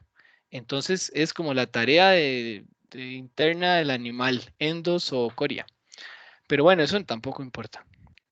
O también puede ser exozoocoria. Por ejemplo, estos abrojos es lo que le llaman mozote. No, mozote no. Sí, mozote. Qué raro, ya se me enredó con el de tomar. ¿Cómo se le llama? Bueno, se llama abrojo. Abrojo es el tipo de fruto, pero... ¿Perdón? Cuando uno va a jugar fútbol y se le llegan las medias y los zapatos y todo esto, no sé cómo se llama comúnmente, pero el término es abrojo. Mozote, profe. Algunos le dicen mozote. Es que ya apenas dije mozote, me confundí porque también hay un mozote que se toma, ¿verdad? Bueno, no Sí, sé. el mozote, ese mozote que se toma tiene como Ajá, unos pelillos que se como unas pegan. semillitas. Profe, pero cuando Ajá, le pegan entonces, a la ropa. es lo mismo, Esos, entonces. Sí, se le pegan esos son unas como medias. chanchitos. Bueno, uno le dice chanchito de monte. Bueno, ven, por eso es importante los nombres científicos, ¿verdad? Porque todos tenemos un nombre diferente para él. Pero bueno, en realidad el tipo de fruto se llama abrojo. Después tenemos otra que puede ser dispersado, este fruto, por el viento. Eso es una sámara, se llama sámara, el tipo de fruto, que cuando va cayendo va dando vueltas. Más adelante hay un videillo de eso. Pero bueno, ven, mozote, entonces. Después tenemos el árbol evolutivo de grupos principales en plantas. Esto es más o menos un resumen de lo que viene, ¿verdad? Teníamos el alga verde ancestral, ¿ok? Y después del alga verde ancestral van a surgir lo que se llaman plantas no vasculares, o sea que no tienen un sistema desarrollado de xilema y de floema, ¿verdad? Para transportar agua y los productos fotosintéticos dentro de la planta. Entonces van a ver, esas serían las no vasculares, ¿verdad? O sea, entonces van no vasculares para acá. Bueno, no vasculares sería este grupo de aquí. Y después el árbol se divide en las no vasculares. La fase dominante va a ser el gametofito. Pero cuando ya entramos a las plantas vasculares, o sea, las que ya tienen xilema y floema, la fase dominante va a ser el esporofito. Entonces, estas ya van a tener un tejido vascular verdadero y con lignina, ¿verdad? Reforzado con lignina, que es lo que más o menos ya vimos. Después vamos a tener plantas vasculares sin semillas, perdón, sin semillas, y plantas vasculares con semillas. ¿Ok? Con semillas y polen. Después, dentro de estas plantas con semillas, vamos a tener dos grupos, las gimnospermas, que no producen frutos, y las angiospermas, que sí producen flores y frutos. ¿Ok? Este es un arbolito muy bonito porque si está en el libro de ustedes, sirve para ubicarse muy bien. Entonces vamos a empezar con cada uno de sus grupos. Tenemos las plantas no vasculares y las plantas vasculares. Profe, Dentro, ajá, se me fue el nombre. gimnospermas. Ajá, eso sería como el árbol del pino. Es el árbol del pino, ajá. Y Ah, ok. otros relacionados. Gracias. Ajá. Igual ahorita lo vemos, pero sí es exactamente ese. Entonces, dentro de las plantas no vasculares, tenemos los llamados briófitos, que se les llama así en general a los briófitos. O sea, muchos familias y géneros, ¿verdad? En general, las plantas vasculares se les llama briófitos. Entonces, no tienen un tejido vascular desarrollado. No voy a decir que no tienen del todo, porque el que tienen es muy, muy rudimentario, pero tan rudimentario que solo permite que las plantas vasculares crezcan unos pocos centímetros nada más, ¿verdad? Entonces, el sistema vascular es sumamente poco desarrollado. Entonces, para efectos de este curso, vamos a imaginarnos que no tienen un sistema vascular. O sea, no son plantas vasculares, o sea, el tejido vascular no está desarrollado. En los briófitos está, bueno, es muy rudimentario. Entonces se puede decir que no tienen. Pero que sepan que existe, aunque muy, muy, muy, muy rudimentario. Después, no tiene lignina, o sea, el sistema vascular ese tan rudimentario que no se puede ni considerar mucho, no tiene lignina, que era ese polímero que le da esa fortaleza. El tamaño no crece en más de 2,5 centímetros, justo por eso, porque no tiene un sistema vascular, no hay una manera de llevar el agua más arriba, ¿verdad? O más alto. No tienen raíces, no tienen tallos y no tienen hojas, ¿verdad? Justamente porque son estructuras, órganos diferentes que no se les puede llamar hojas porque las hojas tienen sistema vascular. Estos no tienen hojas. Los tallos tienen sistema vascular. Estos tallitos no tienen hojas, se llaman caulídeos. Y las hojas se llaman filidios. Ahora los vamos a ver. Dentro de las plantas vasculares vamos a tener las hepáticas, que las hepáticas son como estas de aquí. Estas serían hepáticas y estos serían antoceros. ¿Ok? Son como unos cachitos. Entonces esa sería la fase gametofítica, esta de aquí.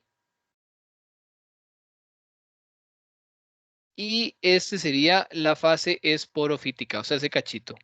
Esta sería la fase gametofítica, ¿ok? Y esta sería la fase, eso que parecen palmeritas, sería la fase esporofítica. Vamos a verlos. Entonces, vean, en los musgos tenemos lo siguiente. Tenemos que el gametofito es la generación dominante. ¿Se acuerdan que les había dicho en el cuadrito ese, el diagrama, que en las plantas no vasculares el gametofito es el dominante y en las plantas vasculares el esporofito es el dominante, o sea, el otro. Entonces, tenemos dos musgos, ¿verdad? Un musguito como los que uno ve en el caño, ¿verdad? Un musgo por ahí, un musgo por acá. Cada uno de esos, sea en el mismo musguito o en diferente musguito, van a producir gametos, ¿verdad? Porque acuérdense que la fase gametofítica es la dominante, lo acabo de decir hace 30 segundos.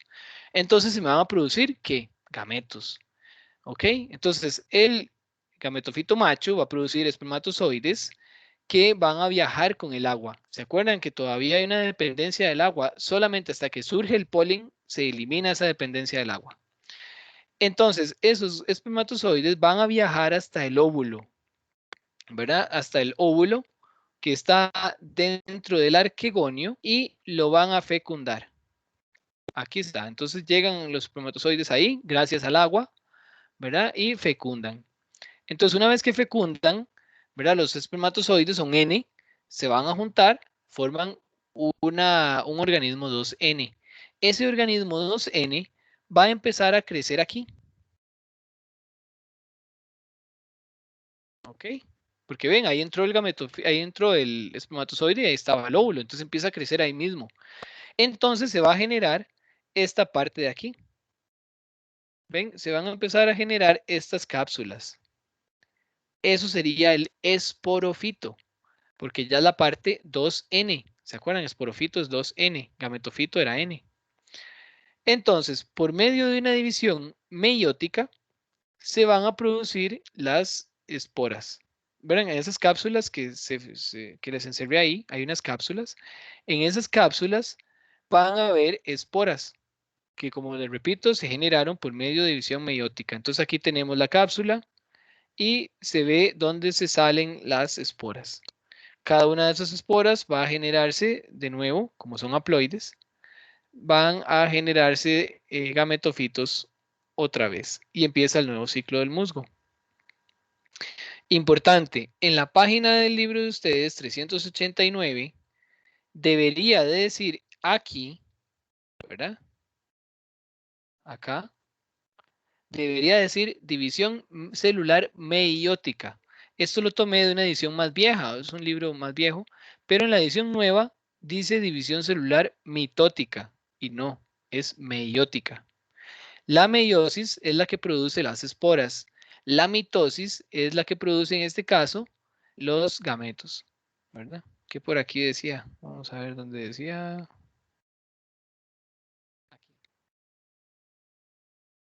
Ok, entonces ahí hacen esa corrección. Profe. Sí. Los dientes de león pueden caber en esa descripción, en lo que en el cuadro anterior que vimos, porque como no, el diente de león es un fruto, son frutos secos que se llaman cipselas, si no me equivoco. Eso es que usted ha visto que el diente de león produce una flor amarilla. Sí, sí. Es una flor compuesta. Entonces, una vez, o sea, es una inflorescencia. Entonces, una vez que llega y se fecundan todas las mini florcitas que hay en esa flor amarilla, o sea, en esa flor amarilla hay mini florcitas. Entonces, una vez que se fecundan todas esas y se produce el fruto, ¿verdad? De una flor sale un fruto, entonces se va a generar el diente de león. Entonces, es el fruto de esa planta, más bien. Ah, ok, no pareciera así a simple vista. Ajá, y cada uno de esos pelitos, los que usted sopla, cada uno de esos es un fruto, que es como una semillita de girasol que tiene como unas plumas, entonces se las lleva el viento. Sí, no pareciera a simple vista. Sí, cipsela se llama ese tipo de fruto. Profesor, disculpe. Ajá. En la página 389 que usted dijo que hay que hacer la corrección, es de mitótica a meiótica, ¿es? Ajá, en esta parte donde le hiciste la X roja. Ajá, ok, está bien, gracias. Con gusto. Ok, entonces aquí tenemos un musguito, ¿verdad? Tenemos las dos fases, tenemos la fase gametofítica, ¿verdad? Que es la que produce los gametos, ¿verdad? Aquí estaría, digamos, el gameto, el óvulo, que llega al espermatozoide, lo fecunda y de ahí ya se genera un embrión 2N que crece y se desarrolla en este esporofito, ¿verdad? Se desarrolla en el esporofito. Ese está formado por el esporangio, que en realidad es una cápsula. Esporangio es que contiene esporas. Espora significa espora. Angio significa recipiente, como un envase, ¿verdad? Como un recipiente. Entonces, el recipiente que contiene esporas, que se le denomina cápsula también. Y está sostenido por un filamento. Entonces, este sería 2N y este gametofito sería N, haploide, ¿verdad? Y tiene lo que es el filidio en vez de hojas y caulidio en vez de tallo. Eso ustedes lo ven, creo que en laboratorio. Profesor. Sí. Entonces, la lana que se utiliza para los portales viene entrando como en esa categoría. El sphagnum, sí. Ajá, es un tipo de briófito. Ajá. Ok, está bien. Sí, de planta no vascular.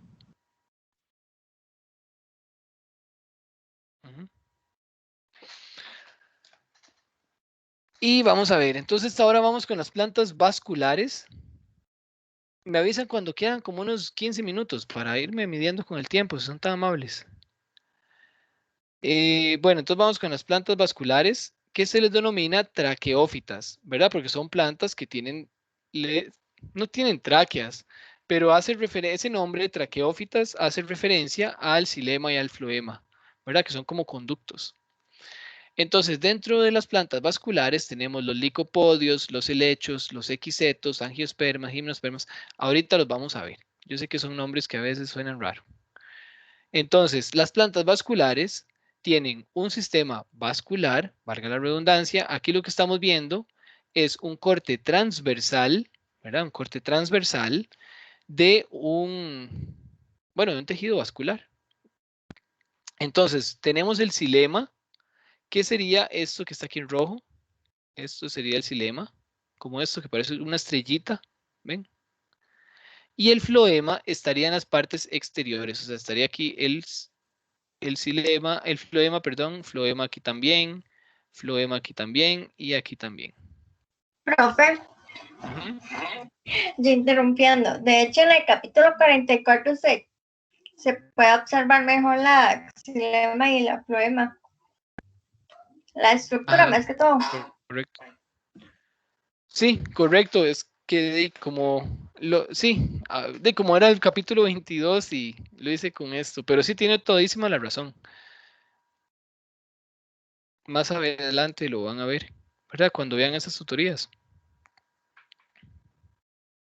Igual esto lo que quiero hacerles notar no es tanto las partes que forman el xilema como lo van a ver en el capítulo que me acaba de mencionar. Ahí es donde ustedes ven las partes o las células que integran el tejido vascular, ¿verdad? En este caso es simplemente que sepan que las plantas vasculares tienen sistema vascular. Eso es lo que me interesa más que todo, ¿verdad? No de qué tipo de células están formando dichos tejidos. Después la lignina, pero muchas gracias por el comentario, compañera. La lignina son estos tejidos, estos engrosamientos rojos que se ven por ahí. Todos los engrosamientos rojos que ven aquí es lignina. Ok, los que no rayé con lápiz. La lignina era ese polímero que le da resistencia a los haces vasculares y hace que la planta permanezca paradita. Entonces, ya en este caso, el esporofito va a ser el dominante, ¿verdad? En el caso pasado, a diferencia de las plantas no vasculares, ahí en las no vasculares el gametofito era el dominante y el esporofito era dependiente, ¿verdad? Porque crece encima del gametofito. Aquí tenemos el musgo, que es el gametofito, ¿verdad? Este de aquí, me va a volver. Tenemos el musgo, que es el gametofito, esta parte de acá. Y el esporofito crece sobre el gametofito, o sea, depende de él para su nutrición y todo. En cambio, en este es el esporofito más bien el que es dominante. Y el gametofito está reducido, o sea, se invierten los papeles. Tenemos ya ahora sí raíz, tallo y hojas, tal y como los conocemos. Y son de tamaño variable, o sea, hay desde unas lentejas de agua, que son chiquititillas, unas plantas muy pequeñas, hasta secuoyas, ¿verdad? Que son los árboles más altos de todos. Ahora, dentro de las plantas vasculares tenemos las con semillas y las sin semillas. Vamos a ver las con semillas primero y luego vemos las sin semillas. Entonces, bueno, al revés, las sin semillas primero. Entonces, las que no tienen semillas están los helechos, ¿verdad? Un helecho corriente. Están los equisetos, que serían estos de acá. Y están los licopodios, los licopodios son estos, perdón, me equivoqué, licopodios, y equisetos son estos. Los equisetos son los que le dicen cola de caballo. Entonces, estas plantas vasculares, o sea, ya tienen sistema vascular, por eso ya crecen más de 2,5 centímetros, o sea, ya son grandes, grandecitas. Vean que hay helechos arborescentes que son altísimos. Vean que estas colas de caballo son plantas tal vez como 1,5 metros o así. Hay muchas especies, pero son grandecitas. Entonces, pero igual siguen dependiendo de la humedad. O sea, aquí van a tener espermatozoides móviles que van a ocupar agua para poderse desplazar. Vamos a tener reproducción por esporas, igual como ya lo vimos. Y bueno, en una época de la Tierra, en una era de la Tierra, en el periodo carbonífero, que era 360, 300 millones antes del presente, fueron muy comunes este tipo de plantas. ¿Profe? Pero fueron desplazadas después, ¿sí? esos equisetos me recuerdan mucho al bambú. ¿Son parecidos o el bambú cae en esa El terminación? bambú es una poácea y es familia del zacate. Y el zacate es una planta vascular con semilla y fruto y todo. Vamos a ver más adelante, es un angiosperma. Ok, está bien. Y también para recordarle que ya faltan 15. Y pucha, voy a socarle. Creo que me va a pasar unos 10 minutitos, por si acaso. Bueno, vean, entonces tenemos que el helecho está compuesto por una fronda, ¿verdad? Que sería como la hoja del helecho, pero no se le denomina hoja porque no es una hoja, es una hoja con función reproductiva, porque va a tener unos soros, o sea, ahorita lo vamos a ver, los soros son estas partes de aquí abajo, son masas de esporangios, un esporangio es esto, entonces en los soros van a haber masas de esas capsulitas y cada una de esas capsulitas va a liberar esporas. Entonces, como esa hoja tiene función reproductiva, entonces se le denomina fronda y no hoja. Ok, y también esto era nada más para que vieran una foto de un helecho arborescente que pueden crecer muchísimo. Esto más o menos era para que vieran cómo se reproducía un helecho, pero para el curso no es tan importante, considero yo, pero que se sepan el ciclo de vida. Pero igual, lo pueden consultar y cualquier inquietud, lo pueden ver en el libro y cualquier inquietud nos pueden hacer la pregunta. Después tenemos los que son las plantas vasculares con semilla, ¿verdad? Las plantas vasculares con semillas ya tienen polen, ¿ok? Tienen polen y en ellas también la semilla está cubierta o la semilla cubre y protege al embrión. Entonces, con respecto al polen, igual, es gametofito masculino, ¿verdad? Que viaja con vamos a ver, vasculares con semilla. Sí, en este caso, bueno, ahorita lo vemos. Entonces, sí, ya casi lo vemos. Ok, entonces vean, vasculares con semilla, tiene polen y la semilla cubre el embrión. Con respecto al polen, tenemos gametofito masculino, está totalmente reducido. En este caso, también vamos a ver que en la semilla, al igual que ocurre con el huevo de un ave o de un reptil, ¿verdad? Vean que en el huevo de un ave o de un reptil, la cáscara del huevo se encuentra protegiendo al embrión que está dentro. Y también hay una clara, que esa clara es la que le brinda los nutrientes necesarios al embrión, ¿verdad? Entonces, más o menos es como una analogía para que lo vieran así. Igual pasa en la semilla. En la semilla tenemos la cubierta seminal o el tegumento, que sería este de aquí, ¿verdad? Que se encuentra protegiendo al embrión, ¿verdad? ¿Se acuerdan que el embrión es multicelular? Está aquí adentro. Y después tenemos alimento almacenado. O sea, igual como ocurre en el huevo de los aves y mamíferos, aves y reptiles, en donde hay una reserva alimenticia. Entonces, la semilla cubre el embrión, le da protección, le da una reserva de alimento y le permite estar en latencia, que ya vimos que la latencia es como una pausa, vamos a ver, sí, como una pausa, y hasta que se dan las condiciones adecuadas, entonces este germina. Y dentro de las plantas vasculares con semilla tenemos las angiospermas y las gimnospermas. Entonces, vamos a ver cada una de esas. En las gimnospermas, gimno significa desnudo y esperma significa semilla. O sea, quiere decir que la semilla está desnuda. No hay un fruto que lo recubra, como si pasa en angiospermas. Entonces, dentro de las plantas vasculares con semillas, tenemos otra vez las angiospermas, que están recubiertas por un fruto, la semilla está recubierta por un fruto, y las gimnospermas que no está recubierta por el fruto. Ok, entonces en las gimnospermas, que aparecieron en la Tierra hace unos 290 millones de años, tenemos que no tienen flor, ¿verdad? Estas plantas no tienen flor. Ejemplos de ellas, bueno, puede ser las cicas, esta de aquí, o pueden ser, por ejemplo, las coníferas, como los pinos, los cipreses, ¿verdad? Que son, estos tipos de plantas son muy típicas del hemisferio norte y son polinizadas por el viento. O sea, el polen se encarga de dispersar el polen. El viento se encarga de dispersar el polen. Entonces, esas plantas tienen que generar muchísimo polen, ¿verdad? Para asegurarse que ese polen llegue hasta otra planta. Son plantas que están adaptadas a climas fríos, por lo general, ¿verdad? Si ustedes ven un ciprés, tiene siempre las hojas verdes durante todo el año. Y eso es porque aunque haya nieve, ¿verdad? Siempre esa planta va a estar verde, ¿verdad? Entonces, y va a tener sus hojas, son hojas reducidas, aciculares, o sea, con forma de aguja, o muy, muy reducida, como en el caso de los cipreses, que también son aciculares.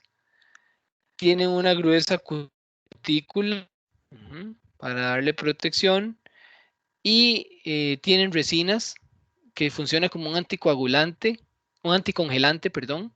Entonces, aunque la temperatura baje a 0 grados, siempre se mantiene en estado líquido. El xilema, el floema, ahora siempre se están transportando nutrientes, los compuestos que se generan por la fotosíntesis, ¿verdad? Entonces es una manera de que la planta siga creciendo, aunque sea un poquitito, durante el invierno. Y después tenemos las angiospermas, que como les decía, son plantas que tienen la semilla recubierta por un fruto. Angio significa como una ánfora, ¿verdad? Como una vasija.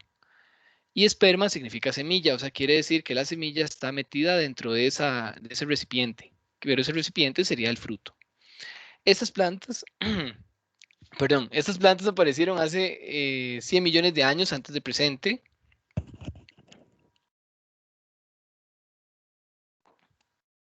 Y se caracterizan por tener flor y fruto. Las gimnospermas no tenían flor ni fruto, ¿verdad? Entonces, ya una vez que aparecieron las flores, esto sirvió para crear una relación mutualística entre los polinizadores y la misma planta, ¿verdad? Porque así, con la flor, ya anuncian que hay polen ahí disponible. Entonces, el insecto, ya sea una abeja o algún otro animal, llega a la flor, consume un poquito de polen, pero se lleva pegado en su cuerpo otro poco. Entonces la planta, incluso aunque se estén comiendo el polen, no gasta tanto polen como lo hacen las gimnospermas, que tienen que estar generando polen en el viento, tirando polen en el viento, para que alguno de ese polen llegue, sea transportado hasta otra planta. Entonces hay menos producción de polen. Y con frutos, bueno, los frutos ya lo vimos, sirven para poder dispersar sus semillas, ¿verdad? Ya sea como el ejemplo del mango que les daba, ¿verdad? Que uno agarra un mango, se lo va comiendo y luego tira la semilla por allá, o el del coyote que se come los nances y después va y tira las heces por allá. Entonces, sirve para dispersar las semillas, el fruto. Entonces le da una gran ventaja a la planta. Después, vamos a ver. Bueno, los frutos pueden ser servir de alimento. Pueden ser abrojos como ese que se pegan las medias, como el mozote. O puede ser transportado por el viento o el agua. El agua, como vimos en el coco. En el coco. O en la pipa, digamos. Y por el viento, como ocurre con estas ámaras, ¿verdad? Que cuando caen se ven como un helicóptero. Bueno, aquí en el videillo se los puse, más o menos. Otra característica de las angiospermas es que ya no tienen hojas aciculares y reducidas como si sucede en las gimnospermas, ¿verdad? O en las coníferas, en los cipreses y en los pinos, o en las cicas, por ejemplo. En este caso sí tienen hojas anchas. Entonces es una hoja ancha que le permite captar bastante energía lumínica, sobre todo aquí en los trópicos, ¿verdad? Entonces eso es una gran ventaja. Algunas de las plantas son caducifolias. Eso quiere decir que la hoja cuando es verano, ¿verdad? Cuando es verano, la planta bota las hojas, porque así evita perder mucha agua por evaporación, porque el agua no va a estar disponible ahí, ¿verdad? Porque es un bosque seco, como en Guanacaste, por ejemplo. Entonces prefieren botar las hojas antes de estar perdiendo la poca agua a través de las hojas, ¿verdad? Entonces botan las hojas. Igual pasa en el invierno, como un compañero me preguntó que qué pasaba en el invierno, igual pasa. Por ejemplo, no sé, donde cae nieve o hay 4 estaciones, en muchos lugares los árboles botan las hojas y las botan justo por eso, porque el agua está congelada, o sea, es decir, no hay, ¿verdad? El agua al congelarse es como si no estuviera, no está líquida, no está disponible. Entonces la planta prefiere perder las hojas, igual para no, bueno, primero para evitar que se congelen y se dañen los órganos o las hojas. Y segundo, porque no va a haber agua disponible. Entonces botan las hojas igual. Después, costos, bueno, la hoja al ser más ancha es más atractiva para los depredadores, ¿verdad? No es lo mismo comerse una hoja así bien grande y frondosa que comerse hojas de ciprés, por ejemplo. Entonces, es más atractiva para los depredadores. Pero también las plantas han generado algunas defensas físicas, como por ejemplo la dureza. Hay hojas muy, muy duras, como por ejemplo el almendro de playa, ¿verdad? Es que es bien duro esa hoja. Hay otras que tienen espinas, como la sombrilla de pobre, que tiene ciertas espinas por encima.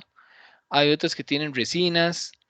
Hay otras resinas lechosas o transparentes como gomosas, pelos urticantes, ¿verdad? Todo para evitar que se las coman. E incluso también hay otras que tienen defensas químicas como toxinas, nicotina, cafeína, acetaminofén, morfina. Otras tienen otros sabores, ¿verdad? Que la idea es repeler a los depredadores, como la mostaza, la pimienta, el chile, bueno, más que todo en el fruto.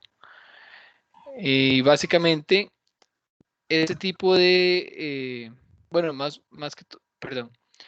Y ya para terminar, las angiospermas se dividen en 2 tipos, las monocotiledóneas y las dicotiledóneas, que ya habrá un capítulo en donde se profundice ese tema. Bueno, en realidad eso era, al final corrió un poquito, espero que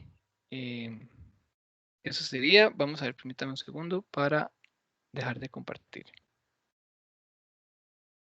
Voy a parar la grabación. ¿Alguna consulta, alguna pregunta, muchachos y muchachas?